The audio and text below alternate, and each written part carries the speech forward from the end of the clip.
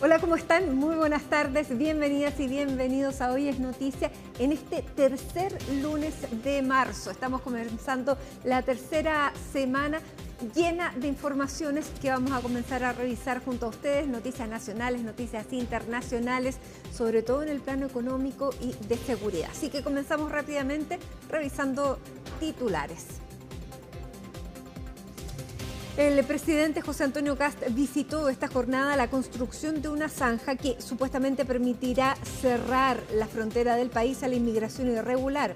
El mandatario pidió unidad de todos los sectores para enfrentar el crimen organizado y llamó a Perú, Bolivia y Argentina a aplicar medidas similares para frenar el tránsito ilegal de personas.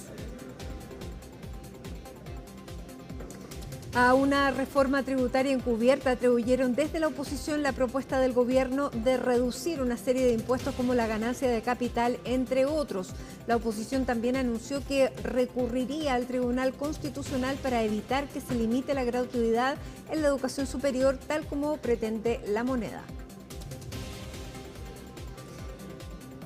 El fiscal nacional Ángel Valencia informó que la persecutora general de Estados Unidos, Pam Bondi, se mostró dispuesta a seguir colaborando en el esclarecimiento del secuestro y homicidio del exmilitar venezolano Ronald Ojeda. La autoridad nacional confirmó además que en los próximos días se solicitará tomar declaración a Nicolás Maduro. Los países de la Unión Europea desestimaron la exigencia de Donald Trump de involucrarse en la guerra con Irán y enviar refuerzos al estrecho de Hormuz. La alta representante para la política exterior del bloque aseguró que esta no es la guerra de Europa. Y en el deporte, la selección chilena tiene nómina para sus amistosos ante Cabo Verde y Nueva Zelanda de finales de marzo. Nicolás Córdoba entregó el listado de jugadores donde vuelve a apostar por la juventud y por futbolistas del medio local. Eric Pulgar, gran ausente, pidió no ser convocado para seguir sumando minutos en el Flamengo.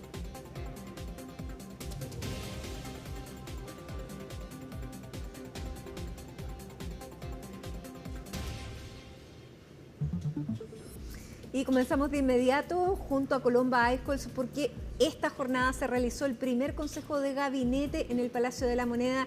Eso sí, fue sin la asistencia del presidente, tú nos vas a contar. En esta semana que estamos partiendo la tercera semana de marzo, ¿qué te parece, Colomba? Ha pasado rápido y bueno, se han hecho muchas cosas por parte de la oposición y el oficialismo desde la asunción del mando del presidente José Antonio Kast. Mati, tú lo decías, hoy se realizó el primer comité político, luego el comité político ampliado, sí. Y en estos momentos, Mati, vamos a pasar a revisar lo que está sucediendo en el Palacio de la Moneda, porque a las 4 de la tarde también se convocó una reunión con la oposición. Escuchamos al senador Juan Luis Castro. La guerra, los impactos que esto puede tener en nuestro país.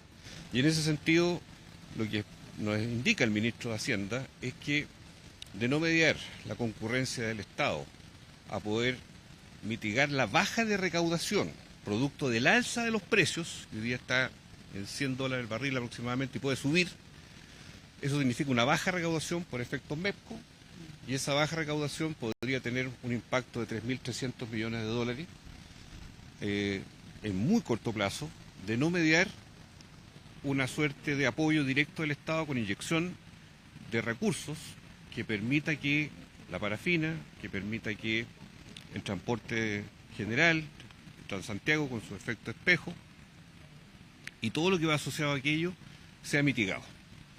Y en ese sentido nos ha anunciado un proyecto de ley que quiere enviar a la brevedad, que permita ir en apoyo para no modificar las condiciones de el alza de precio que viene necesariamente, que puede ser en un solo acto si no hay MEPCO por medio, o puede ser diferido, porque estas son mitigaciones que aplanan solamente el momento en que llega el alza, que va a llegar de todas maneras, pero que puede ser modificado a través de un proyecto de ley. Le hemos señalado al respecto que quisiéramos entender mejor la lógica fiscal, porque hoy día hay múltiples anuncios, hay 40 medidas señaladas que nadie conoce, que van a estar en un proyecto de ley, se supone único, el 1 de abril. Hay recortes que hoy día él firmó a todos los ministerios por 4.000 millones de dólares, que tampoco sabemos cómo eso se va a traducir en la práctica en ministerios como Salud, educación, trabajo, vivienda y otros, que en 5 días tienen que los ministros de las carteras presentarlo, o sea, de aquí al viernes. En ese sentido, hemos demandado claridad en cuanto a que no haya aquí salpicadamente anuncios diversos, ministros incluso que han dicho que la gratuidad va a ser afectada en materia de educación superior, ministros que han dicho que los árboles versus los empleos, mala forma de aproximarse, o ministros que han dicho que las 40 horas parece que estarían en revisión. Todo eso nos parece que es prácticamente la línea de flotación que nosotros vamos a proteger y a defender, lo hemos dicho todos con mucha claridad. No estamos para dejar que la gente que ha logrado avances sociales en el último periodo los vea retroceder ahora en aras de una recaudación que todavía no está explicada claramente, porque realmente cuesta entender de que en tiempos de necesidad se haga una reforma tributaria para bajar impuestos y no para subirlos. El presidente Piñera, después del terremoto, subió los impuestos de primera categoría, los subió por 3 años, o sea, a las grandes empresas, que son los mismos impuestos que ahora se buscaría rebajar a partir del 27 al 23% a contar de ese proyecto de ley que no conocemos tampoco, que vendría en abril. En resumen, para el tema específico, nosotros representamos nuestra voluntad de querer buscar soluciones a temas tan sensibles como el alza del diésel y el impacto a las personas.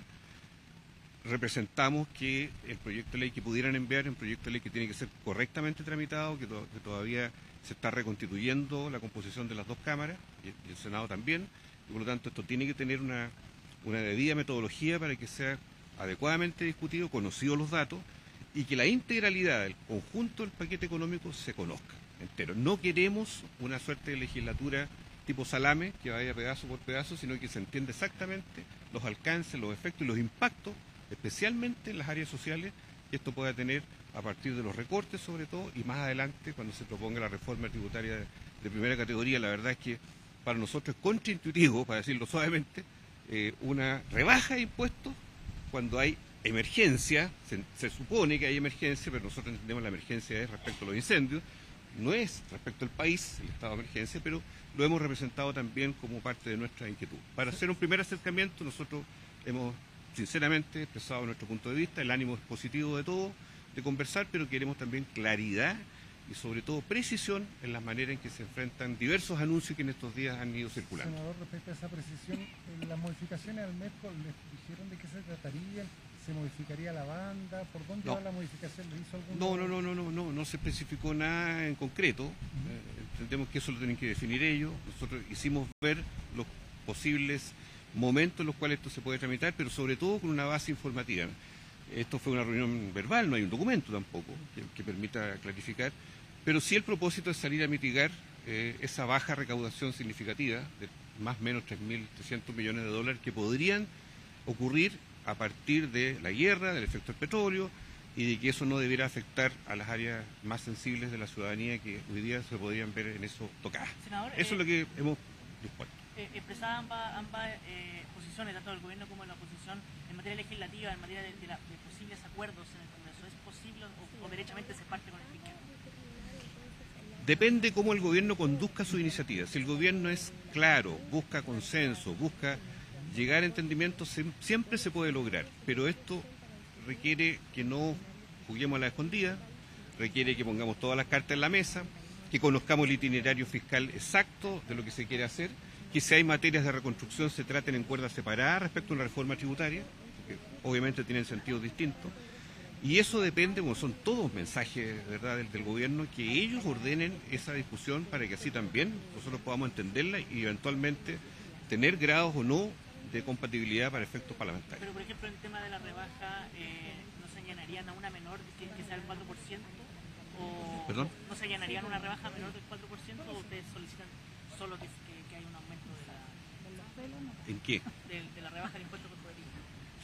No, para nosotros en general es cuesta arriba entender que en un gobierno que señala que no tiene recursos fiscales, que está haciendo recortes con una mano, ¿verdad?, en los ministerios, con la otra mano le haga rebaja los impuestos a los más ricos. Eso nos cuesta claramente entenderlo y eso requiere una explicación. Todavía no es proyecto de ley, pero en primer lugar nos parece algo que no tiene un sentido claro, sobre todo cuando ya otro presidente de derecha como Piñera hizo exactamente lo contrario. Aumentó los impuestos en aras de una reconstrucción.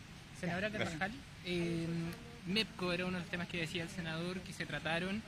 Ayer el ministro Quirós daba a entender que se iba a focalizar la ayuda, por ejemplo, en la parafina, dejando un poco de lado el tema del petróleo. ¿Qué se les comenta acá? ¿Qué pasa con el MEPCO de aquí a futuro? ¿Existiría la posibilidad a lo mejor de frenar, eliminar este mecanismo? Bueno, primero agradecer esta primera reunión, pero a juicio nuestro ha sido bastante decepcionante.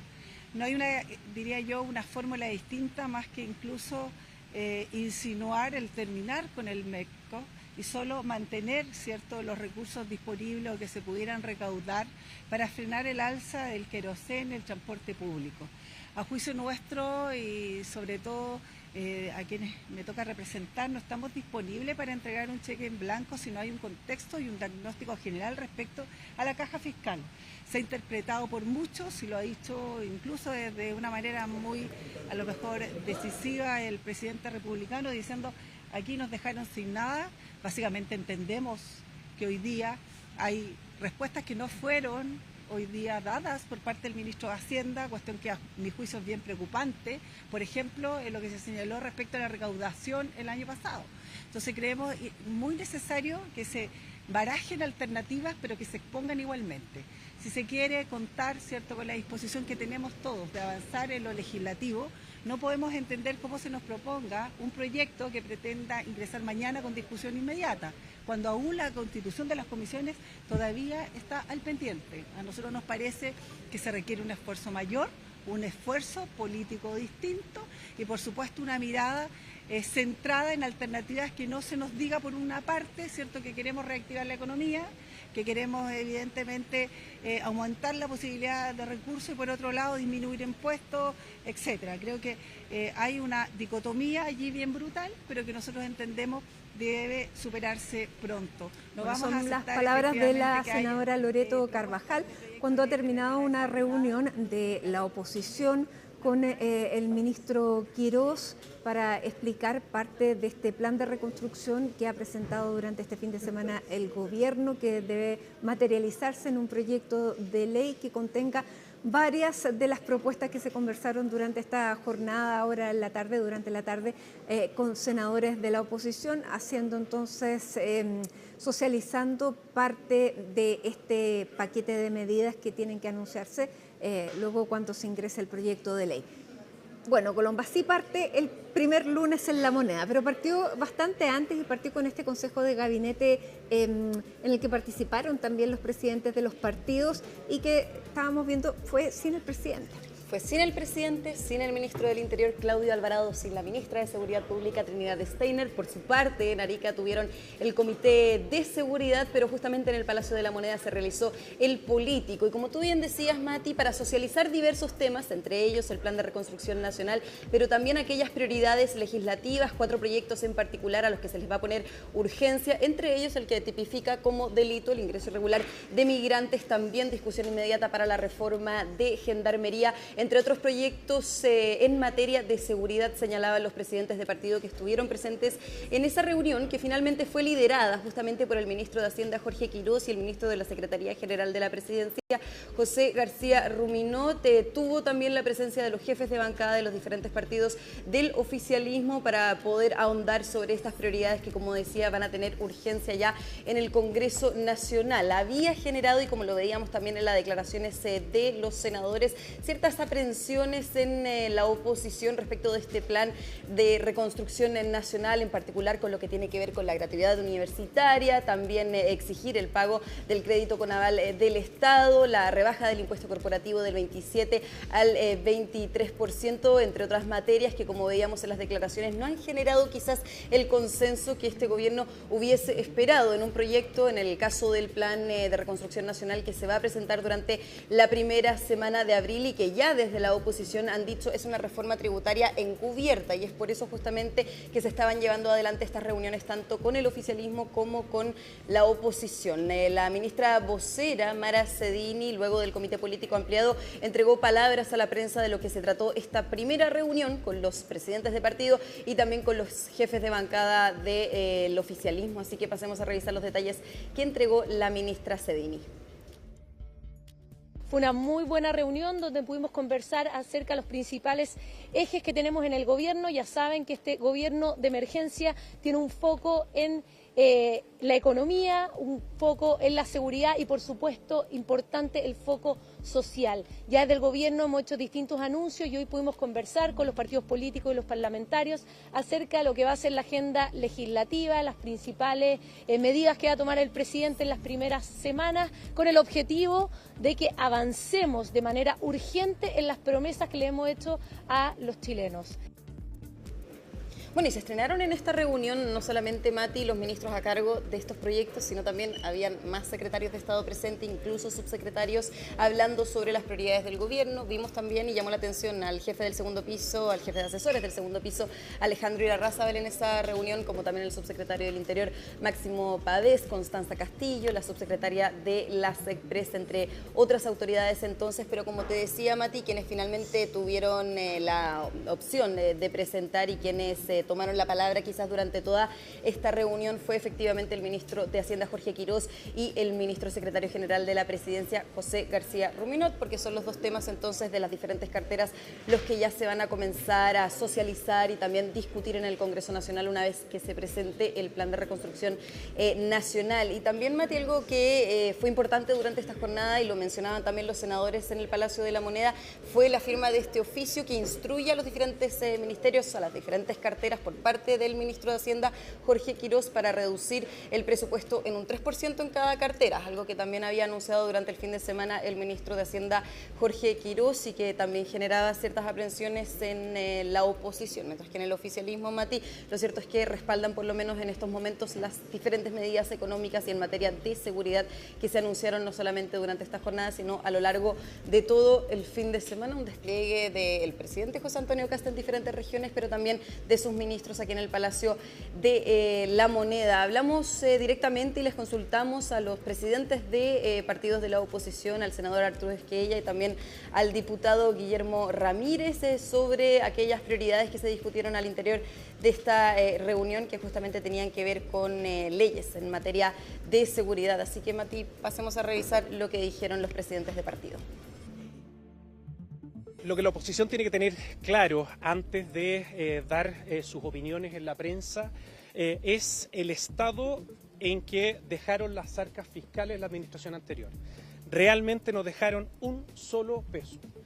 La voluntad del presidente de la República pareciera que era efectivamente hacer más complejo el trabajo de quienes iban a asumir las tareas desde el 11 de marzo en adelante. Reflejo de ello, aunque parezca baladí, es precisamente lo que ocurrió respecto de las redes sociales. Hasta llevarse, digamos, los seguidores de las redes sociales de las cuentas oficiales, habla, digamos, del propósito que había detrás de esta administración que lamentablemente deja las arcas fiscales en un estado muy precario.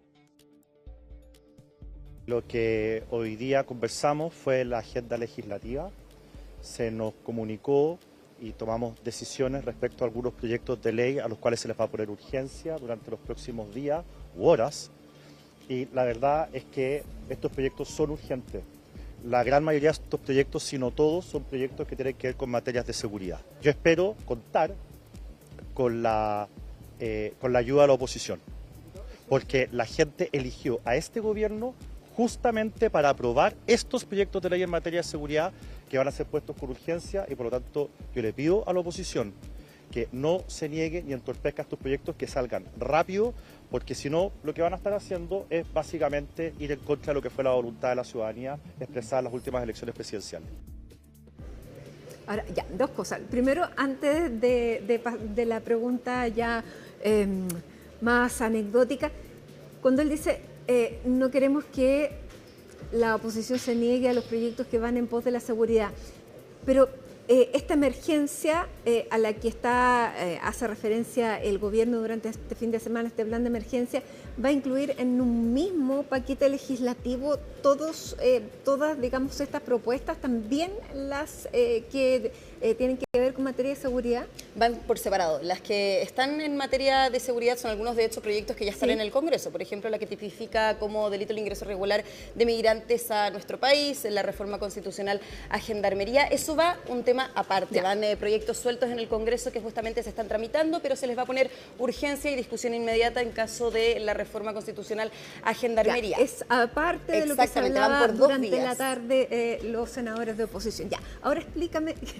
¿qué es esto de que se llevaron hasta los seguidores de redes sociales que decía ahí el senador Esquella? Efectivamente, durante la semana pasada, Mati, y bueno, se veían diferentes medios de prensa que presidencia.cl, la cuenta en X, había sido hackeada y que de hecho el gobierno lo estaba tratando de recuperar. ¿Por qué fue hackeada? Porque finalmente cuando presidencia.cl, es decir, el gobierno anterior traspasa las cuentas, se quedan con la cuenta original de Presidencia, solamente cambian el nombre. Lo cambian de hecho a archivos 2021-2025, si mal no recuerdo, donde reúnen todos los archivos de Presidencia bajo el mandato del presidente Gabriel Boric. Dejan suelto entonces el nombre, es decir, desocupan el nombre, la cuenta, el usuario, presidencia.cl, ahí es el momento cuando lo hackean y entran a administrar, efectivamente, entran a administrarlo el gobierno entrante. ¿Qué pasa? La cuenta original de presidencia.cl se la quedó la administración anterior e hicieron el cambio de nombre, pusieron entonces archivos del presidente en la cuenta de X. Es por eso que acusan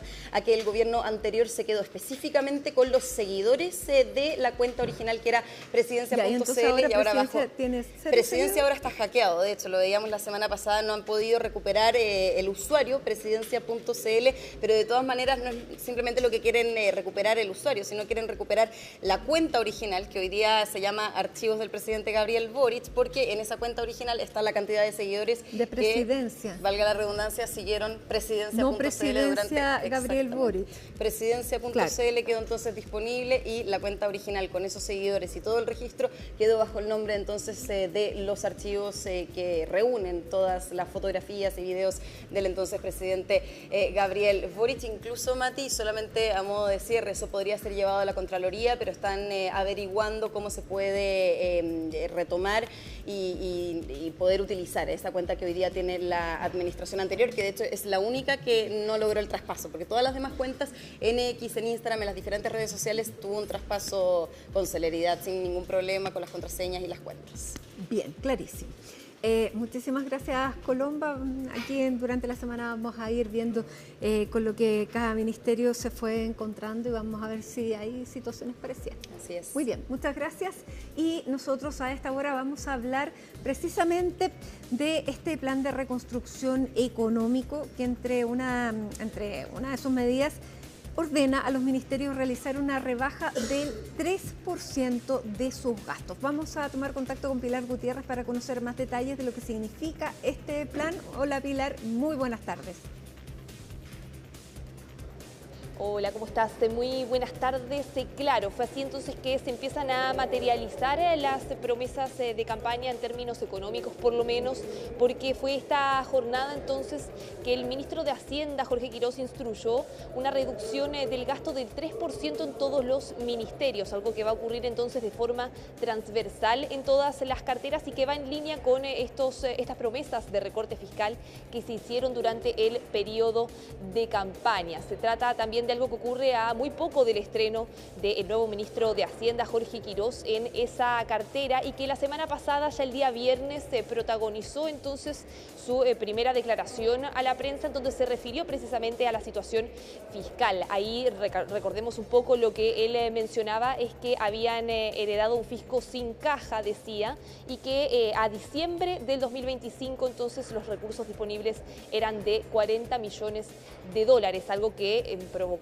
en poco rato la respuesta del ex titular de Hacienda, de Nicolás Grau, quien ahí dio una cifra actualizada al mes de enero y decía que ahí era de 1.400 millones de dólares el monto entonces disponible, algo que también posteriormente fue refutado por Hacienda, que dijeron que y sostuvieron finalmente su postura y que finalmente la cifra que se tiene de referencia siempre es la del cierre al mes de diciembre. Por lo tanto, hicieron énfasis entonces ahí en la compleja situación situación, la estrechez fiscal entonces que enfrenta la nueva administración, y fue un tema al que también se volvió a referir el titular de Hacienda, Jorge Quirós, durante este fin de semana en el marco de lo que fue el plan, entonces el proyecto de ley de reconstrucción nacional que se dio a conocer en los últimos días. Escuchemos lo que dijo el ministro de Hacienda en esa oportunidad.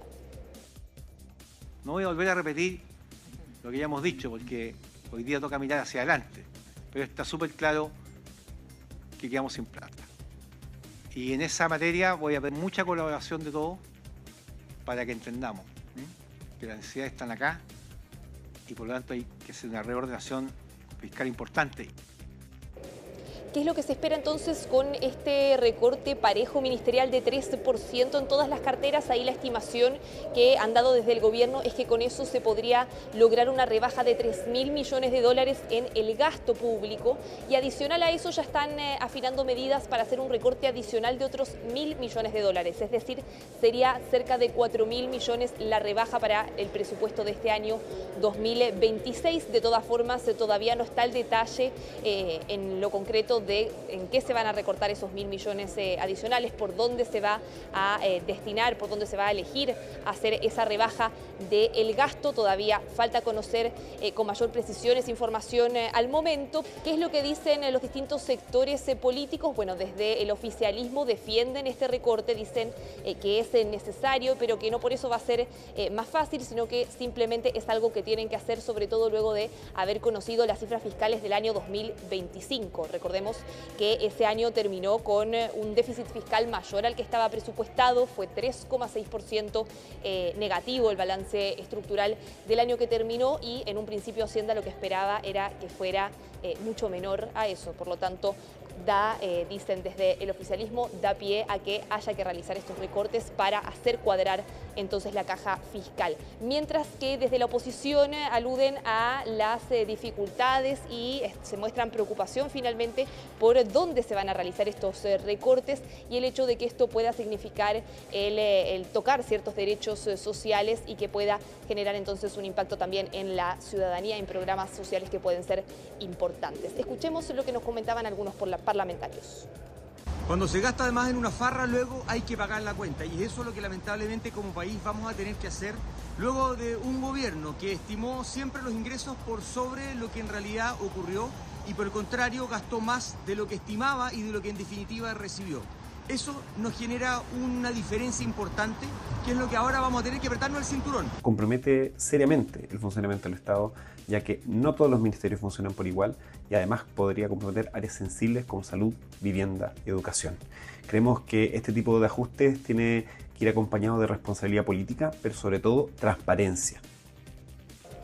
Bueno, y sumado a los recortes, el gobierno también ha adelantado cuáles son algunas de las medidas que prepara para aumentar la recaudación fiscal y para generar mayores ingresos también para el país. En ese sentido, este fin de semana, en entrevista con Mesa Central, Jorge Quirós, el ministro de Hacienda, detallaba que preparan una medida de reducción a la mitad del impuesto de donaciones y herencias, con lo que esperan aproximadamente, si bien no se ha afinado el cálculo, una recaudación adicional de 300 millones de dólares.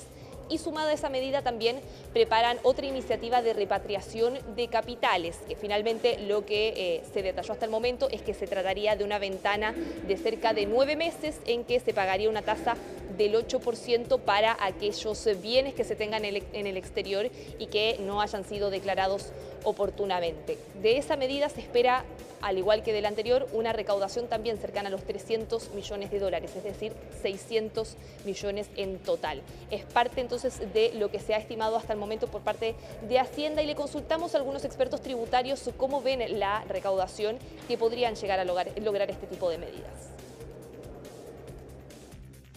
Se sabe que es una medida que puede generar una recaudación fiscal en lo inmediato, en el corto plazo, y eso evidentemente es una ayuda para que el gobierno pueda compensar eventuales bajas de impuestos en otras áreas. Es una medida que puede funcionar con mucho más éxito de lo que ha ocurrido en gobiernos anteriores. Una recaudación adicional de 300 millones no es imposible, pero su posibilidad depende críticamente de cuántos activos no declarados quedan efectivamente en el exterior por un lado, y por el otro lado del diseño de la medida en cuanto a tasa, duración y condiciones. Claro, si bien es muy difícil estimar cuál es la recaudación que se podría lograr con estas dos medidas en su conjunto, sobre todo pensando en que son de carácter opcional, no hay una obligación directa entonces para lograr esta recaudación adicional. De todas formas, lo que se espera y la proyección que han hecho desde Hacienda es que sea unos ingresos de aproximadamente 600 millones de dólares. Y a eso también se sumaría, y lo han destacado, el efecto que podría tener en el largo plazo la rebaja del impuesto corporativo de 27 a 23%, que finalmente, y tal como lo han explicado desde Hacienda, el objetivo de esa medida sería lograr atraer más inversión y que eso permita aumentar el crecimiento a largo plazo y con eso los ingresos también del país. Muy bien. Muchísimas gracias, Pilar. Un tema de estimaciones, hay que ver entonces no solamente las estimaciones, sino también la recepción política que tenga un proyecto como este. Pero les contábamos que hace algunos instantes se está desarrollando una reunión de la oposición, senadores de la oposición, con el ministro de Hacienda. Bueno, acaba de salir el ministro de Hacienda con el ministro de las Express, José García Rubinot. Vamos a escuchar al ministro Jorge Quirós, ministro de Hacienda.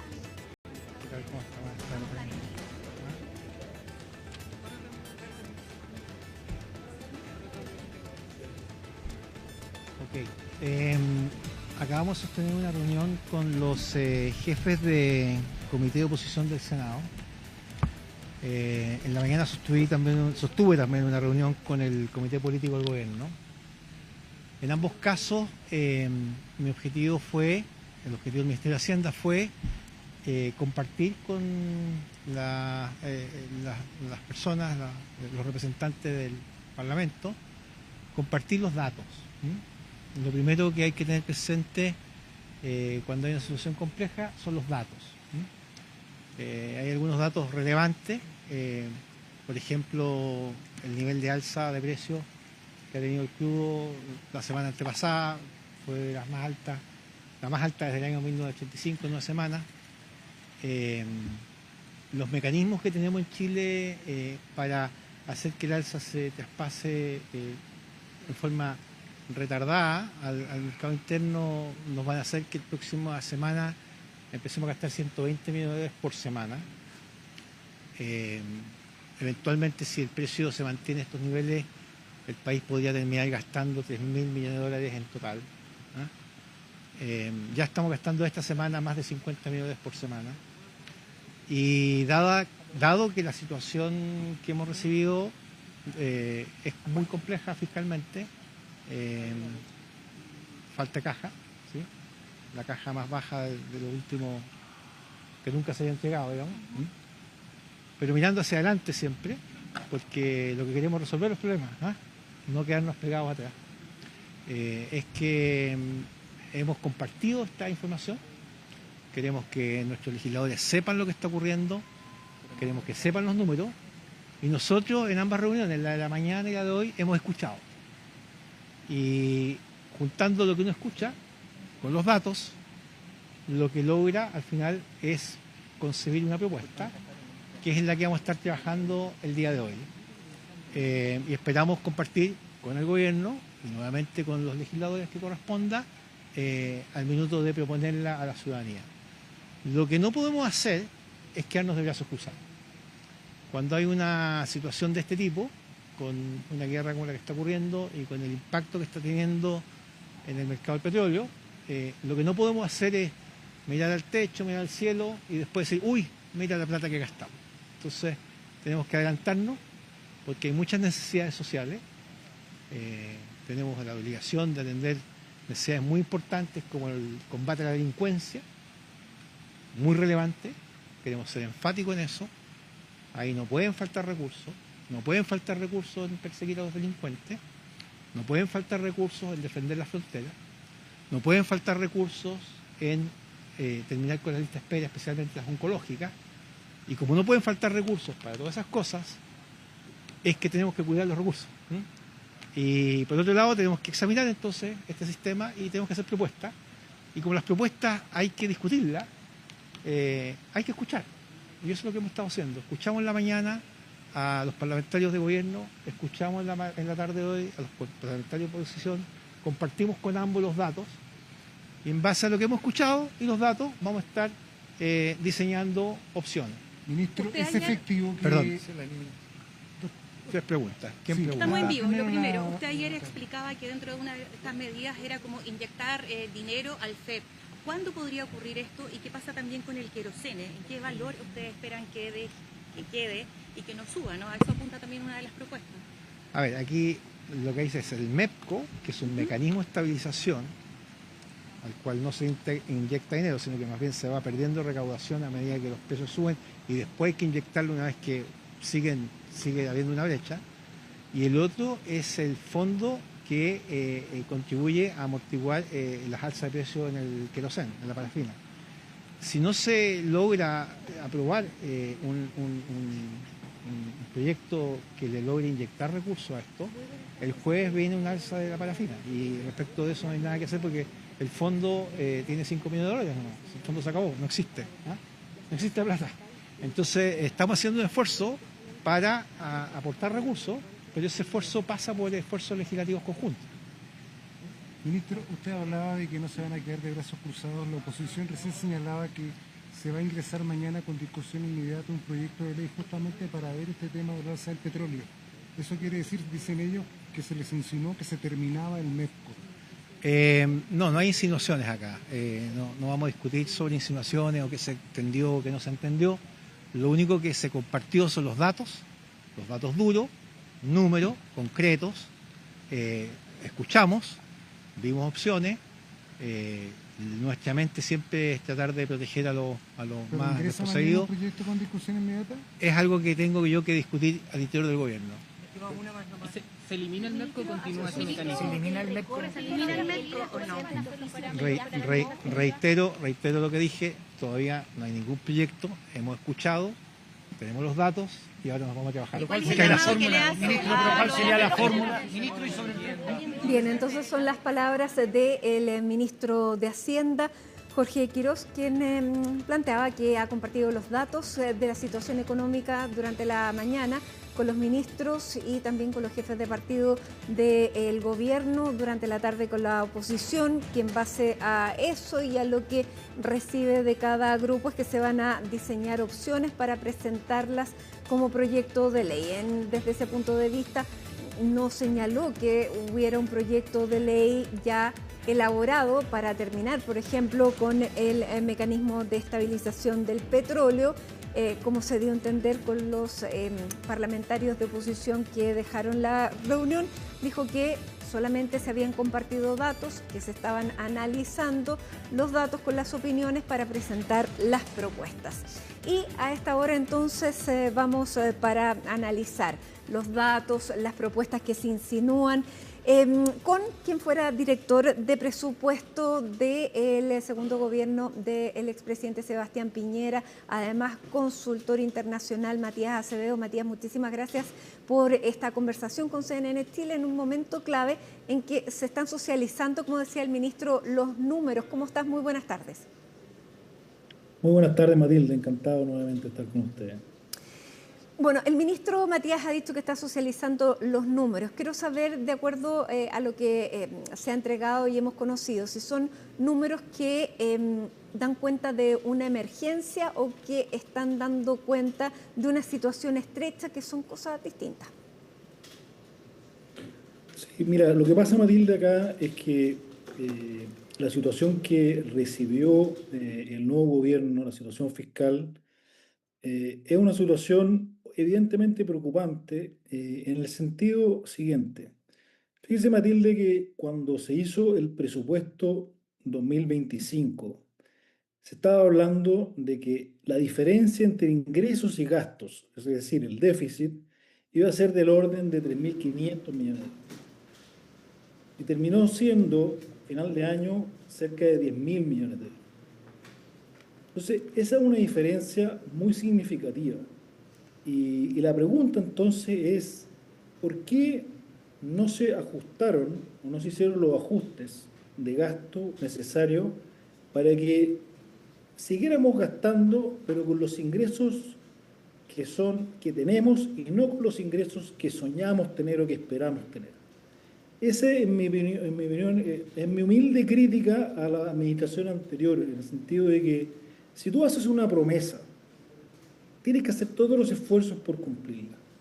Y a mí me da la impresión, por lo que estamos viendo hoy día, de los anuncios, de los recortes de gasto, etcétera, que aparentemente sí se podían hacer. Y por lo tanto, ahí es donde viene la preocupación hacia adelante, decir, bueno, si se podían hacer, ¿por qué no se hicieron antes? ¿Y por qué tienen que traspasar? Porque eso tiene, al final del día, Matilde, nosotros sabemos que rebajar el gasto, sea en cosas administrativas, lo que sea, al final tiene un costo político, ¿no?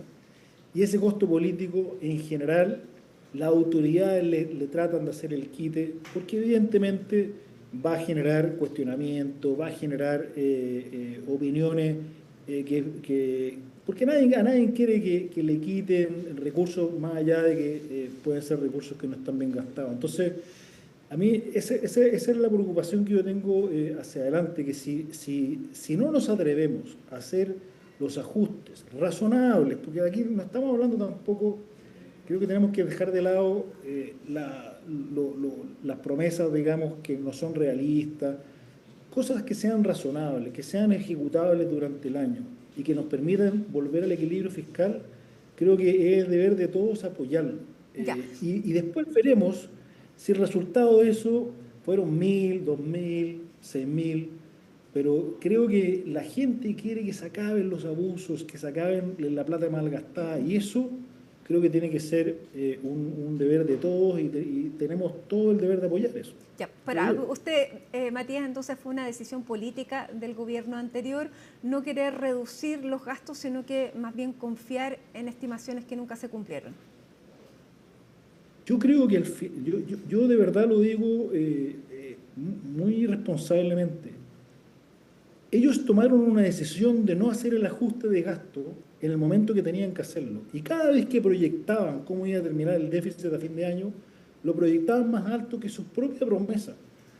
Entonces, y esto fue a partir del segundo semestre, del segundo trimestre del año. No es algo que ocurrió en el último trimestre, como se ha dicho. Sí, es cosa de mirar los informes que el mismo Ministerio de Hacienda publicaba. Entonces, yo veo que aquí hubo una decisión, es decir, no vamos a hacer el ajuste de gasto que es necesario para cuadrar los ingresos, y las razones las desconozco, pero los hechos no lo hicieron y siempre lo proyectaron que no lo iban a hacer. Entonces, cuando uno ve que esta nueva administración está planteando algunos ajustes, que evidentemente algunos van a ser impopulares, como ya lo hemos visto en algunas reacciones, uno se pregunta entonces, bueno, entonces, ¿para qué tenemos reglas? Si las reglas son para cumplirlas. Aquí nadie no es delito incumplir la regla, pero si no respetamos nuestras propias reglas, que es gastar en base a los ingresos que tenemos o esperamos y no los ingresos que soñamos, finalmente no le podemos pedir nada a la futura administración. Imagínense, esta administración puede decir, mire, yo en vez de incumplir 3 veces la regla, la incumplí 2 veces, soy mejor que la administración anterior. ¿Es bueno eso? Por supuesto que no. Al final del día ese costo lo van a pagar las generaciones futuras. Claro, pero digamos, los que tendrían que dar esa autorización o ese pase vía legislación en el Congreso son los mismos que no quisieron hacerlo antes. ¿Qué podría cambiar para cambiar el incentivo? ¿Es la asociación a una determinada ideología lo que lleva a comportarse de una misma manera? Da lo mismo de acuerdo a lo que se ve siendo gobierno, siendo oposición, o cambiarían los incentivos? Yo creo que hay varias cosas que el ministro de Hacienda, fíjate Matilde, que el Tribunal Constitucional, hace mucho tiempo atrás, cuando algunos senadores en ese minuto de oposición a los gobiernos de la Concertación reclamaban las reasignaciones que hacía el Ejecutivo o que no gastaba lo que decía la ley de presupuesto, el Tribunal Constitucional dijo súper claro, dijo, mire, la ley de presupuesto es la única ley donde el Poder Legislativo se resta, porque el mandato constitucional es que el Ejecutivo pueda cumplir la necesidad de la población en base, ¿no es cierto?, a un cierto marco de ingreso y gasto. Y por lo tanto, si el ministro de Hacienda quiere hacer un recorte en algún programa, que no esté definido por ley, sino que esté definido la misma ley de presupuesto, tiene toda la facultad de hacerlo. Evidentemente, no puede llegar y decir, mire, yo voy a, las subvenciones escolares ahora las voy a reducir a la mitad. No puede, porque hay una ley de subvenciones escolares que dice que se tiene que pagar un determinado monto. Pero sí hay otros gastos que son programas que se definen en la misma ley de presupuesto, que tiene todo el derecho, ¿no es cierto?, de decir, mire, este año, dada la situación fiscal, estas son mis prioridades, de la 1 a la 10, de la 11 a la 20 no se va a poder hacer este año y la vamos a tener que dejar para el próximo. Ese tipo de decisiones no depende del Poder Legislativo, depende del Poder Ejecutivo. Y eso es lo que yo extrañé de la administración anterior, de haber hecho un mayor esfuerzo fiscal para cuadrar las cuentas. Ahora, yendo en esa misma línea, si el gobierno no obtiene la legislación que necesita, ¿cuánto puede recortar en ese tipo de programas que no requieren una modificación legal? Mira, nosotros en la Comisión de Gasto Público, que me tocó participar junto a otro grupo de expertos, identificamos, por ejemplo, deben ser como unos 120 programas, entre sociales y no sociales, que estaban persistentemente mal evaluados y que estaban llegando de manera inadecuada a la población y que se podía, eventualmente algunos no se pueden cortar a cero, pero sí se podían racionar. Y nosotros calculamos, solamente para darte este ejemplo, $400 millones en eso. Después, tú tienes en el empleo público, también tienes oportunidades de hacer eficiencia. Por ejemplo, lo que decíamos, cosas súper concretas. Están entrando menos alumnos a la educación escolar. Y el número de profesores se mantiene igual.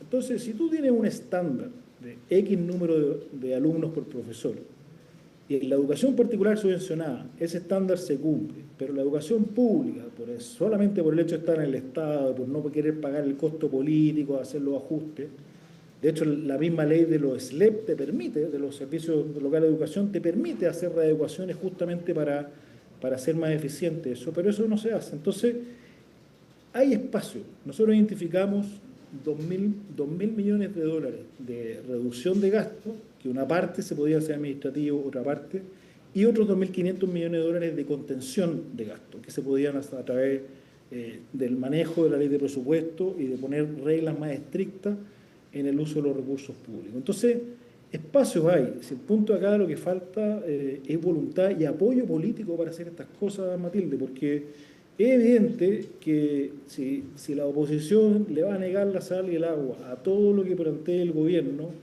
esto va a ser mucho más difícil y finalmente se va a terminar como todos los años no materializándose. Pero ahora, el si ministro de entendemos Hacienda... que no podemos seguir gastando... Claro. Hay que, claro, como en una casa hay que hacer coincidir los gastos con los ingresos si no se quiere endeudar para siempre.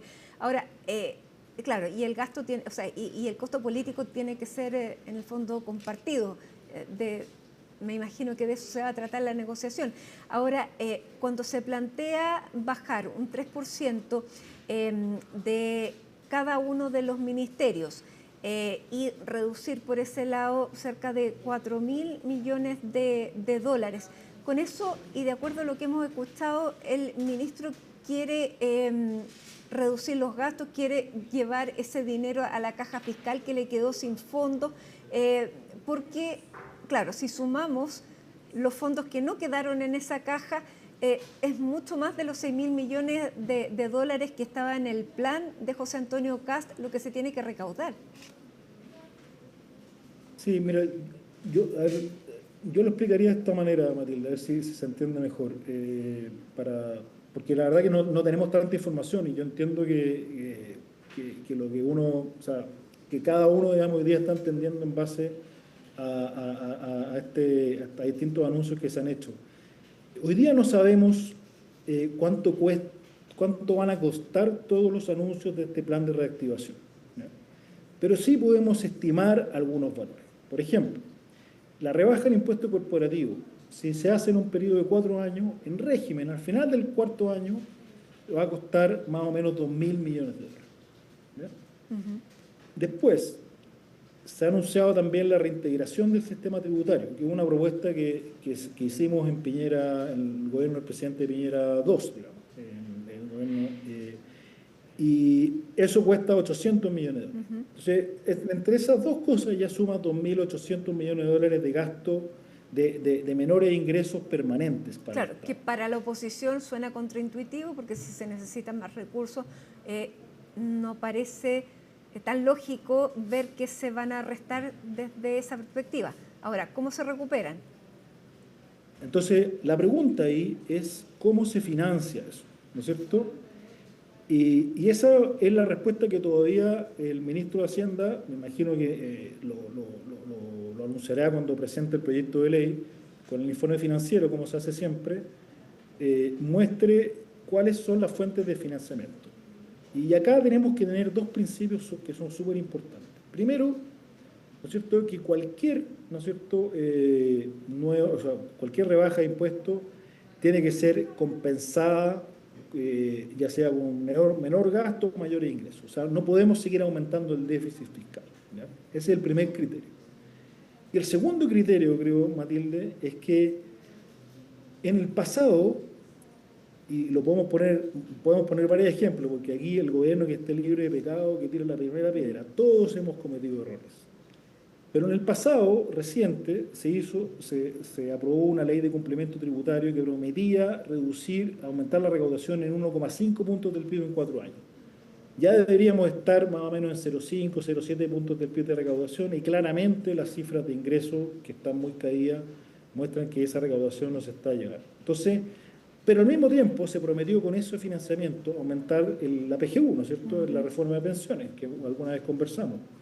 Entonces, el principio acá, Matilde, creo que tiene que ser que los gastos, que cualquier rebaja de ingresos tenga que ser contra materialización concreta del gasto antes de hacer la rebaja. O sea, si yo voy a rebajar los ingresos en 800 millones de dólares, bueno, muéstreme que los gastos ya los recortó. No podemos seguir esperando o tener la ilusión de que se van a recortar o de que eso va a pasar en el futuro. Ya no tenemos esa holgura que teníamos antes. Entonces, esta es una recomendación que no la hago yo, la hace el Fondo Monetario, y lo hizo justamente la Ley de Complemento Tributario. Diga, no comprometa mayor aumento de la PGU si es que no ha recaudado esta mayor recaudación de complemento tributario. Y tenía toda la razón, porque claramente ahí se ha ido agrandando este déficit fiscal producto de que no ha llegado a esa recaudación. Creo que son dos criterios que tienen que imperar en esta propuesta concreta que esperamos que se entreguen los detalles cuando se ingrese el proyecto de ley. Exactamente, porque incluso conversándolo así, uno dice, se tienen efectivamente que garantizar que los recursos que van a disminuir, por ejemplo, por la baja en el impuesto a primera categoría, va a estar financiada. Pero si necesitamos esos recursos, ¿por qué vamos a tener ahora que hacer esa rebaja? Lo mismo pasa en el resto de las cosas. ¿Por qué vamos a tener que ahora bajar o eliminar las contribuciones para los mayores de 65 años en la primera vivienda, pese a que era una promesa de campaña, si todavía eso no tiene, incluso más allá de que no tenga el recorte, necesitamos el recorte más esos recursos que ya estaban? Claro. Es que yo lo entiendo perfectamente, Matilde, porque como no sabemos cuál, por ejemplo, hoy día no sabemos, y el gobierno tiene 90 días desde que asume para que él nos diga cuál va a ser la trayectoria del déficit fiscal durante el periodo de gobierno. Esa información no la tenemos. Entonces, hoy día, claro, alguien podría decir, mira, la verdad es que quieren que sea cero, o de repente no va a ser cero, y obviamente esa discusión cambia lo que usted estaba planteando, Matilde, que es decir, bueno, entonces, ¿cómo? ¿Vamos a rebajar hasta cero y después vamos a volver a bajar los ingresos? Eso es lo que se tiene que aclarar, porque si no sabemos cuál va a ser la trayectoria, porque claramente, déjeme jugármela con algo, es difícil que durante esta administración se llegue a cero por la situación que se recibió, ¿no es cierto? En menos 3,6, llegar a cero es una consolidación fiscal muy grande, con una probabilidad que muy pocos países lo han hecho, y lo han hecho cuando han estado en situaciones de crisis muy importantes. Entonces, probablemente la trayectoria no va a ser llegar a cero, va a ser llegar a un número más alto que no lo conocemos. Y ese número tiene que cuadrar con estos beneficios que se están entregando para la reactivación económica y para generar mayor empleo. Esa es la cuenta que tiene que cuadrar. Hoy día estamos especulando si va a ser 0, si va a ser menos 1, si va a ser menos 2, no lo sabemos. Y por lo tanto yo lo entiendo perfectamente que exista esta pregunta de cómo se va a cuadrar la caja con menores ingresos y menor gasto con el déficit. Eso es lo que tiene ahora, que claro, explicar algo más, en forma detallada el ministro. Y tenemos algo más apremiante, Matías, que es la situación que está ocurriendo en el estrecho de Hormuz. Están subiendo el precio de los combustibles, el precio del petróleo ha ido en aumento. Eso hace necesario que comience a activarse el mecanismo de estabilización de los precios del petróleo, y eso hace que se recaude incluso menos. Eso se compensaba con esta caja fiscal, pero la caja fiscal creo que alcanza para un día digamos, de todos los días que vienen por delante, o una semana. Desde esa perspectiva, la decisión tiene que tomarla el ministro, lo dijo recién, estoy escuchando, socializando los datos, escuchando las propuestas, pero no parece descartarse que ese mecanismo termine en pos de querer apuntalar a las familias manteniendo un subsidio al querosén. ¿Sabes lo que pasa, Matilde? Que al final, yo lo veo así, cuando existen fluctuaciones del precio del petróleo tan importantes, este mecanismo, la gracia que tiene es que hace que esas fluctuaciones se vayan traspasando a los consumidores de una forma más moderada, ¿ya? Pero al final del día, si el precio del petróleo, supongamos, aumenta un 20% respecto a su nivel de los últimos 3, 4 años, ese 20% se va a traspasar igual a las personas. Lo que pasa es que el MEPCO lo que te permite es que este fondo, ¿no es cierto?, es que ese traspaso sea más gradual, ¿ya? Ese es el objetivo de este fondo. Entonces, lo que está planteando, entiendo, el ministro, es que dado en los niveles de precios que se proyectan del petróleo, ¿no es cierto?, va a ser difícil para el gobierno sostener que ese traspaso sea tan gradual. Y quizás va a ser mucho más de choque. Y para que eso no ocurra, bueno, hay que ver cómo ajustar otros beneficios y quizás focalizar más el MEPCO para que apoye más a las familias más vulnerables, ¿no es cierto? Y las familias que tienen una situación mejor, digamos, tengan que asumir un mayor costo producto de esta situación fiscal estrecha. Creo que esa es la pregunta que si está la haciendo, caja y hubiera obviamente sido eso tiene distinta, una implicancia política. se podría haber recurrido a la caja fiscal.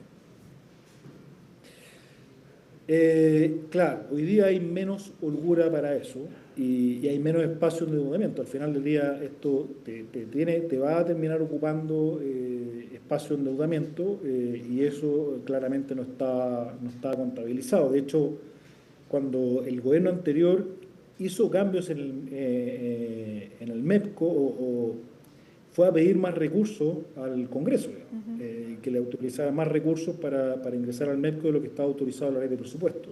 Creo que lo hizo 2 veces, al principio del primer año de la administración del presidente Boric.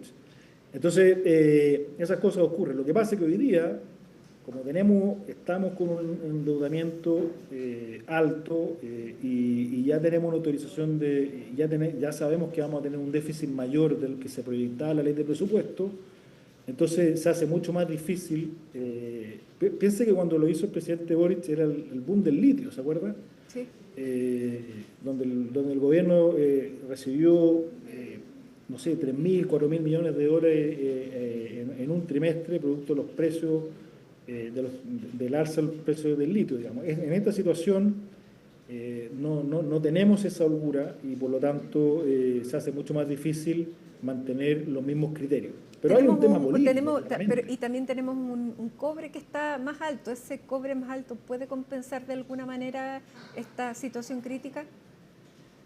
Es que en el momento que se hizo, por ejemplo, el que le está diciendo el año 2022, tuvimos superávit fiscal por la cantidad de recursos que llegaron. Piense que en este año el déficit estructural que terminamos fue de menos 3,6 puntos del PIB, lejos de un superávit, o sea, lejos de la meta, y la situación, y eso arrastra la situación a este año, porque el gobierno esperaba, ¿no es cierto?, que el déficit fiscal este año fuera menos un punto del PIB, y probablemente hoy día, con los números que se conocen, va a estar más cerca de 2,5, 3 puntos del PIB. Entonces, no está a esa holgura, incluso con el mayor precio del cobre en el balance estructural, porque esos recursos adicionales tienen que ir a financiar el déficit.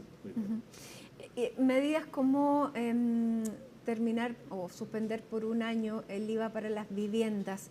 En definitiva, claro, es un 12% menos también de eso que entra hacia el fisco, pero pretende dar un impulso a una industria que es la de la construcción, que viene de capa caída durante por lo menos los últimos 8 años.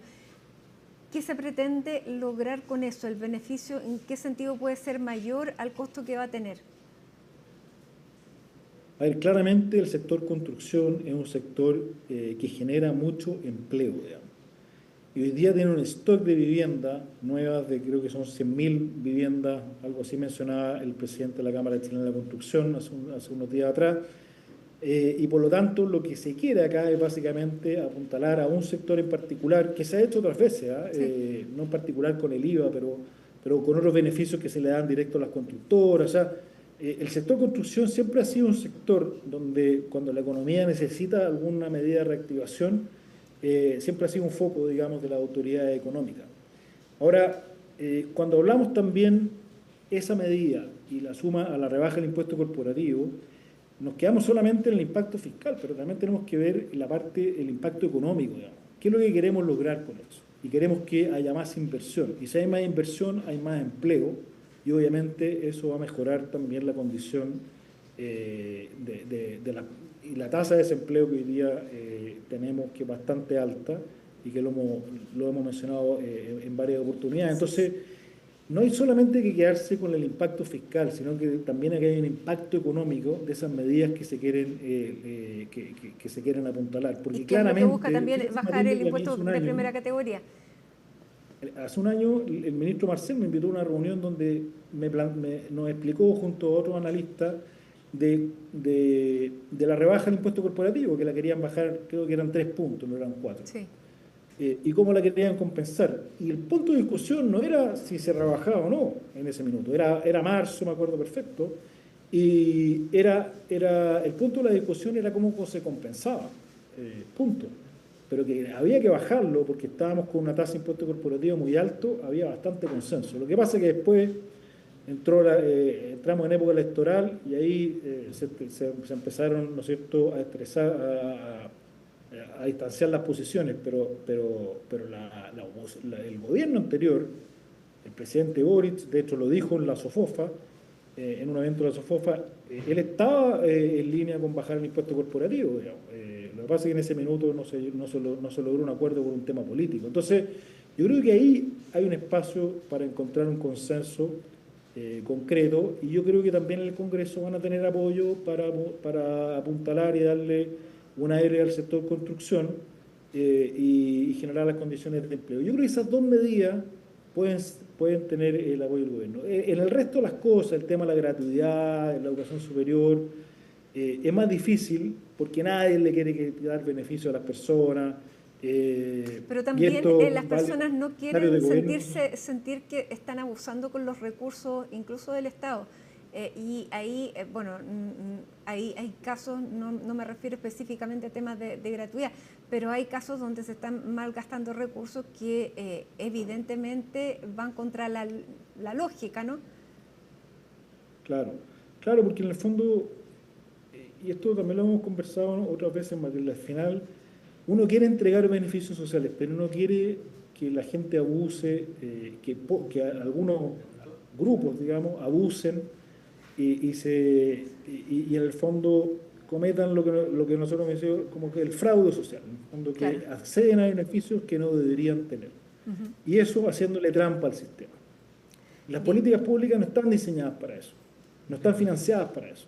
Fíjese que en la gratuidad, Matilde, yo calculé hace un tiempo atrás, que la gratuidad acumulado nos ha costado a la fecha 4.500 millones de dólares más de lo que se proyectó en el informe financiero.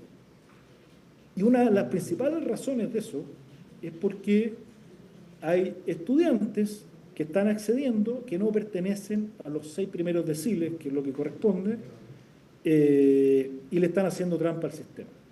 Entonces, cuando uno ve ese tipo de comportamiento, y eso también lo podemos extrapolar a otros programas sociales, el CEP hizo un estudio hace un tiempo atrás que también hablaba de recursos muy importantes, a ese tipo de cosas es lo que la ciudadanía quiere que el gobierno de turno le ponga atajo, sea de derecha o de izquierda, porque no quiere que abusen de los recursos del Estado, los recursos que ellos aportan con sus impuestos, con el IVA, con el impuesto a la renta, etc. Entonces, yo creo que ahí hay que tener como un espíritu común, tanto del gobierno como de la oposición, de no permitir eso. Y yo estoy seguro que en las conversaciones privadas todos estarán dispuestos a avanzar en eso, pero cuando todo esto se plantea en el Parlamento, algunas empresas deciden es que le van a quitar beneficios sociales. No es que le van a quitar beneficios, lo que pasa es que esa persona nunca debió acceder a eso. No es que se lo van a quitar, lo que pasa es que le hizo trampa al sistema. Y si no cumplimos las reglas, entonces, bueno, cerremos por fuera, pues, Matilde, porque si cada vez que ponemos una regla no la vamos a cumplir, entonces ¿para qué hacemos proyecciones de gasto? ¿Para qué tenemos una regla fiscal? ¿Para qué tenemos reglas que nos permitan comportarnos mejor si cada vez que las incumplimos no hay ninguna sanción, no hay ningún costo y nadie se hace responsable de aquello? Bien, Matías Acevedo, vamos a tener que seguir conversando, me parece, bastante más seguido a propósito de la discusión que se viene de estas propuestas, estos proyectos de ley, porque todavía no se ingresan, son las ideas que se han puesto sobre la mesa. Así que te quiero agradecer nuevamente, como todas las veces anteriores, la claridad en la explicación y la honestidad también en plantear los datos tanto de uno u otra administración. Así que muchísimas gracias y bueno, seguimos conversando. Que estés muy bien. Encantado, Matilde, cuando usted quiera. Pues. Muchas gracias. Hacemos un alto con esta imagen de Santiago, donde a esta hora hay 22 grados con 6 décimas, una jornada bastante más templada que las jornadas anteriores, así se proyecta al menos hasta este jueves de esta semana. Con esta imagen hacemos un alto y ya regresamos con otras noticias del día.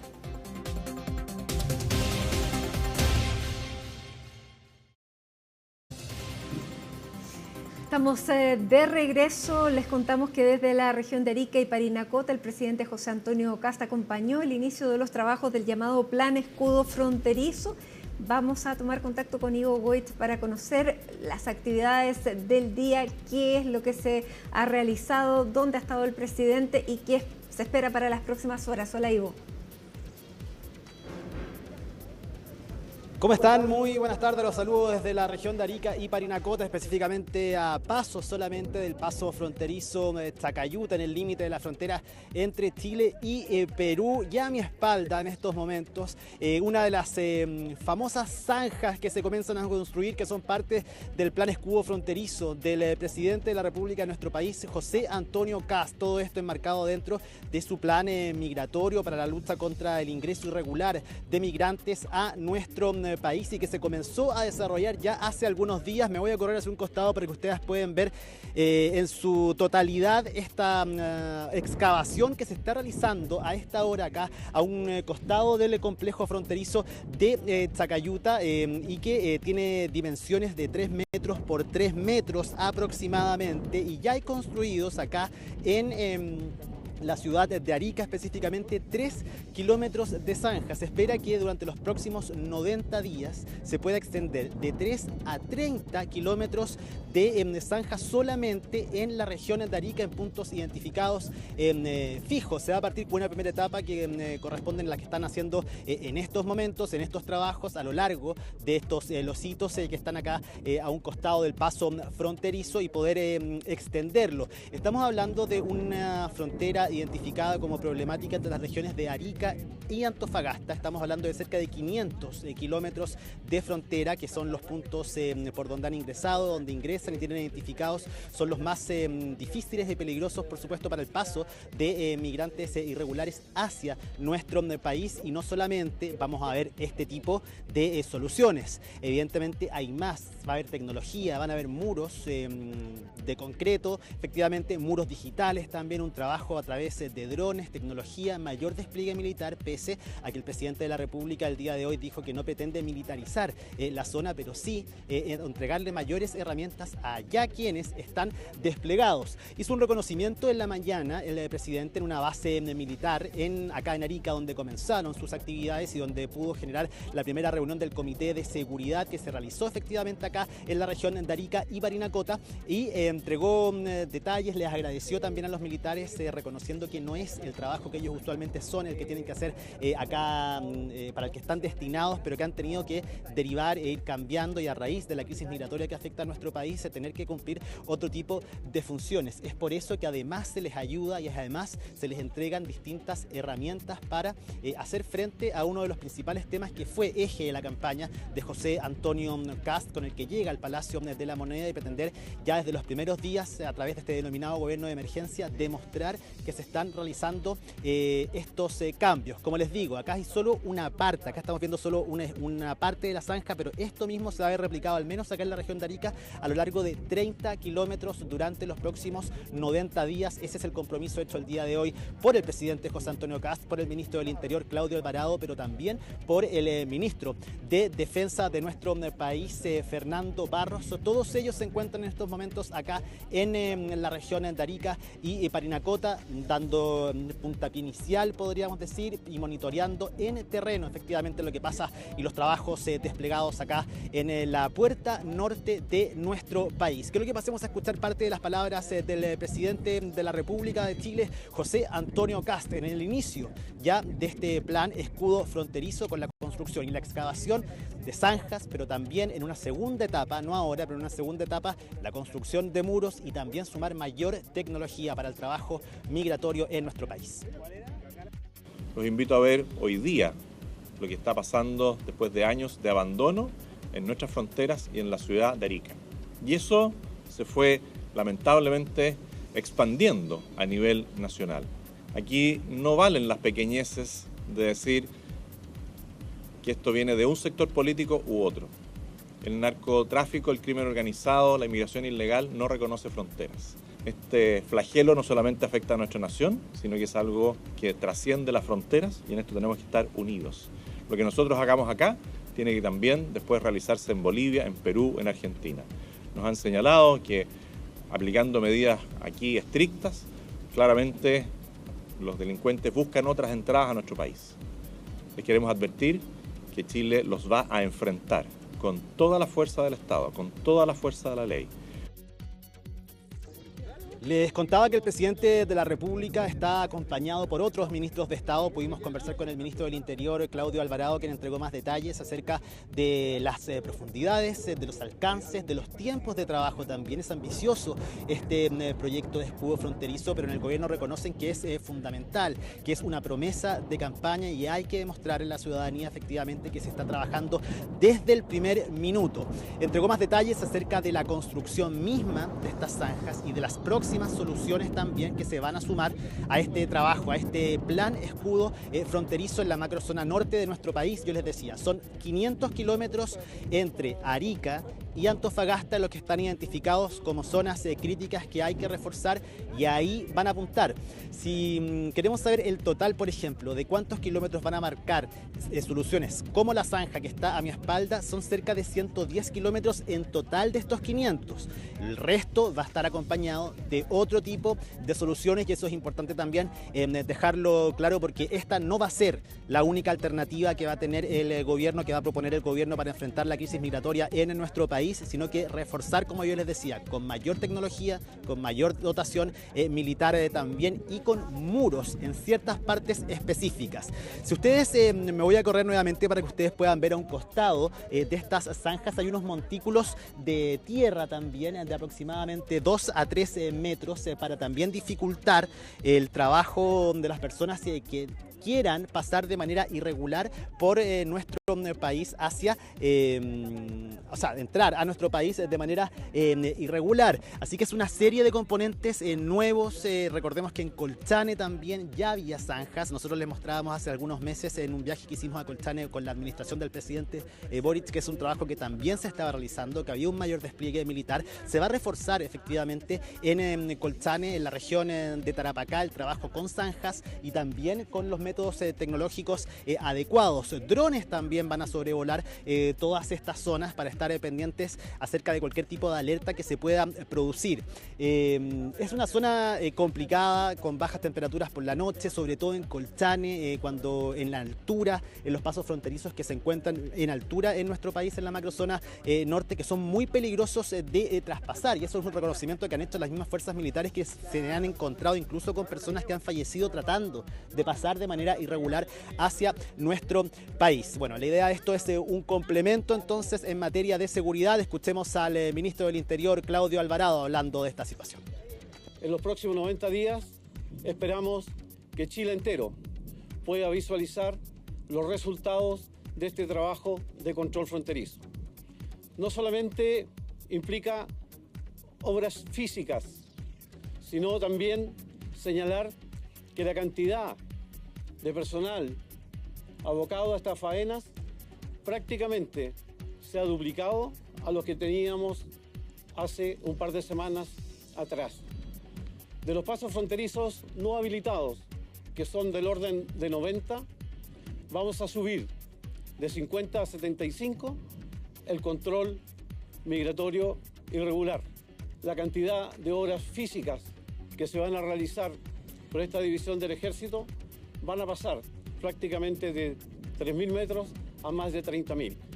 Yo les decía, esta no es la única medida que está considerada, se espera reforzar también implementando tecnología para el control fronterizo, precisamente vallas con sensores de movimiento que van a ser muy importantes, también vigilancia a través de drones, torres de control, incremento de la dotación de carabineros y efectivos de las Fuerzas Armadas a lo largo de estos 500 kilómetros de frontera entre las regiones de Arica y Antofagasta. Pero además de estas medidas efectivas, materiales que se pueden ver a partir del día de hoy, también hay una invitación a quienes nuevamente han ingresado de manera irregular en nuestro país a salir de nuestro país, y a quienes quieran ingresar a hacerlo de buena forma, ingresar por la puerta y no por la ventana. Ahora va a ser muchísimo más difícil porque se van a cerrar efectivamente las fronteras, en palabras del presidente José Antonio Kast. Se va a trabajar para eso. Lo importante es que quienes quieran ingresar a Chile sepan que están estas medidas de seguridad, pero además puedan hacerlo regularmente. Hay distintos tipos de visas laborales también para quienes quieran entrar a nuestro país, pero cumpliendo cada una de las leyes efectivamente internas de nuestra República. Habló de eso el ministro de Defensa, Fernando Barros, el día de hoy acá desde la región de Arica y Parinacota. Pasemos a escuchar cuál fue su reflexión acerca de esto y la invitación que hace a quienes pretendan ingresar a nuestro país. Chile le da la bienvenida a todos los hermanos que quieran, a todas las personas por la puerta. Se han dado más de 200.000 visas de trabajo temporario. Está abierta la visa Mercosur y hay varias instancias para aquellos que quieran venir a trabajar, de turista o en cualquier circunstancia, pero por la vía regular. Y legítimamente Chile lo que está haciendo es poniendo una protección a la ventana donde la delincuencia trató de penetrar en nuestro país. Nosotros ya en los próximos minutos partiremos hasta la región de Antofagasta junto al presidente de la República de Chile, José Antonio Kast. Tendrá actividades durante la mañana del día martes en esa región, precisamente dejando uno de los viajes más importantes, al menos en el inicio de su gestión: venir a la macrozona norte, vigilar y monitorear los trabajos que se están realizando y darle el puntapié inicial entonces al plan escudo fronterizo para poder controlar la migración irregular en nuestro país. Yo se los dije, pero se los repito, esta zanja que está acá a mi espalda al menos tiene 3 metros por 3 metros, un montículo que está a mi espalda que son otros 2 metros para dificultar aún más la posibilidad de que alguien pueda pasar de manera irregular hacia nuestro país. Serán cerca de 110 metros en total de los 500 que abarcan las zonas críticas identificadas por el Ejecutivo, que tendrán zanjas, pero irán acompañado entonces de otras herramientas. Los resultados efectivamente los tendremos que ver con el paso de los días, porque hay detalles importantes, como por ejemplo, ¿se acuerdan esta cuenta regresiva que tenía en campaña José Antonio Kast?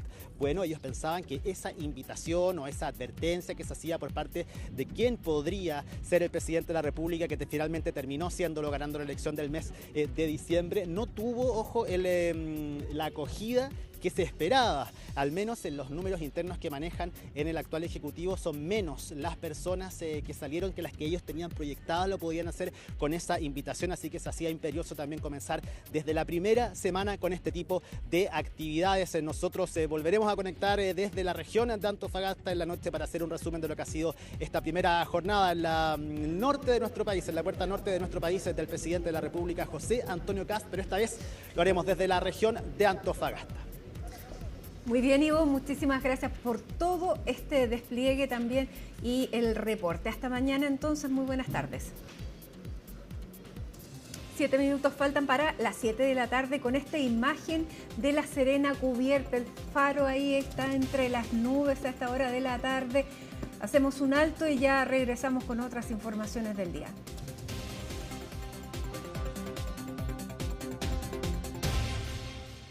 Nos despedimos, gracias por habernos acompañado en esta edición de Hoy es Noticia. Siga con nosotros, ya viene mucho más a través de las pantallas de CNN Chile. Hasta mañana.